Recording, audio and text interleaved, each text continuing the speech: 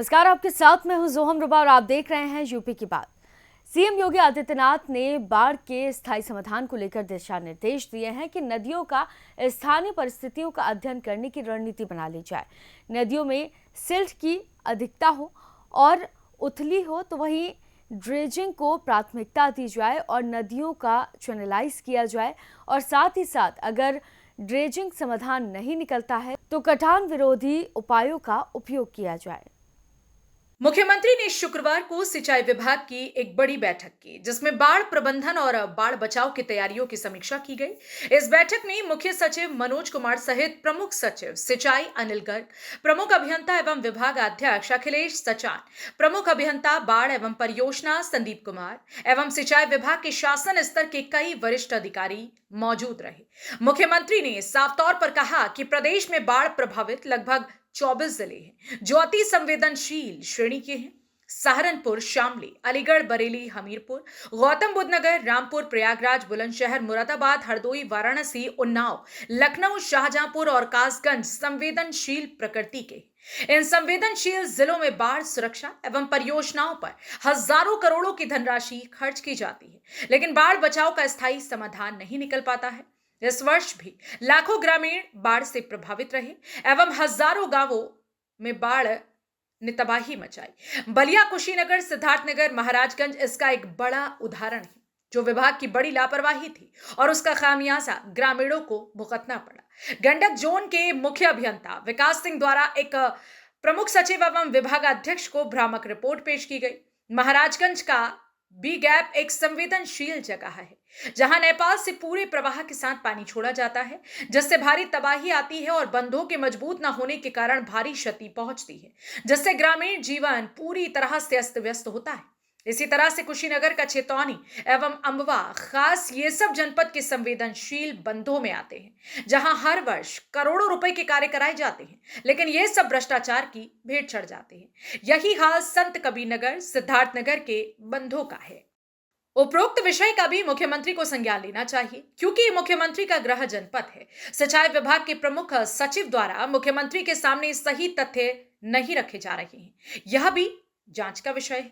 परियोजनाओं में जो धन खर्च हो रहा है और परियोजनाओं को पूरा करने के कार्यों को लेकर सरकार द्वारा एक उच्च स्तरीय कमेटी बनाकर जांच करानी चाहिए। बैठक में प्रमुख सचिव सिंचाई, जो विगत 5 वर्षों से लगातार इस विभाग में तैनात हैं, उनके द्वारा मुख्यमंत्री को अवगत कराया गया है कि 2018-19 से अब तक बाढ़ की 1575 परियोजनाएं पूरी की गई।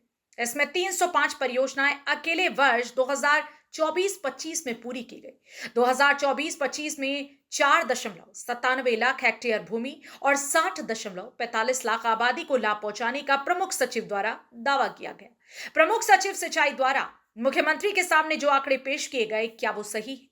प्रदेश में सिंचाई की कई परियोजनाएं भ्रष्टाचार की भेंट चढ़ गई हैं, जिसमें एरच बांध प्रमुख है। इसी तरह बाढ़ परियोजनाओं का कार्य तो शुरू होता है, लेकिन बाढ़ आने के बाद कई परियोजनाएं दम तोड़ देती हैं। इसलिए मुख्यमंत्री ने साफ कहा कि बाढ़ परियोजनाओं का स्थायी समाधान निकाले, क्योंकि बार बार बाढ़ परियोजनाओं का कार्य कराया जाता है और वो कहीं ना कहीं बाढ़ आने पर परियोजनाएं ध्वस्त हो जाती हैं। इसका मुख्य कारण है कि परियोजनाओं में भ्रष्टाचार एवं गुणवत्ता में कमी। परियोजनाओं की जो लागत होती है, उससे अधिकतम कम दर पर कार्य कराना, यह भी परियोजनाओं के फेल होने का बड़ा कारण है। प्रमुख सचिव द्वारा इस पर कभी ध्यान नहीं दिया गया। कई परियोजनाओं ने आधे में ही दम तोड़ दिया, कुछ का आधा तिहाई ही कार्य हुआ। इसका भी मुख्यमंत्री को संज्ञान लेना चाहिए। बाढ़ बचाव को लेकर जो ठोस प्रयास होने चाहिए, खासतौर पर गंडक जोन में, वो नहीं हो पा रहे हैं। अधिकतर परियोजनाएं कमीशनबाजी की भेंट चढ़ रही हैं। प्रमुख सचिव का उस पर कोई नियंत्रण नहीं। सिंचाई विभाग के कई अधिकारी एक ही जगह पर 5-5 वर्षों से लगातार बने हुए हैं और उनकी परियोजनाओं में कार्य करने को लेकर भ्रष्टाचार की संलिप्तता पाई जा रही है। गंडक जोन में बलिया, कुशीनगर, महाराजगंज, सिद्धार्थनगर, संत कबीरनगर, बस्ती में बाढ़ की कई परियोजनाएं भ्रष्टाचार की भेंट चढ़ गई और प्रमुख सचिव द्वारा मुख्यमंत्री के सामने भ्रामक आंकड़े पेश किए गए, जिसकी जांच होनी चाहिए। इस वर्ष भी बाढ़ की तैयारियों को लेकर खास तौर पर गंडक जोन में टेंडरों को लेकर बड़ा विवाद है। टेंडरों में जो मानक रखे गए हैं, उस ओपन टेंडर में बिल्डिंग कार्य अनुभव वाली कंपनियों को भी आमंत्रित करने की छूट प्रदान की गई है। आमतौर पर सिंचाई एवं बाढ़ कार्य करने वाली कंपनियों के पास एक विशेष तकनीकी अनुभव रहता है।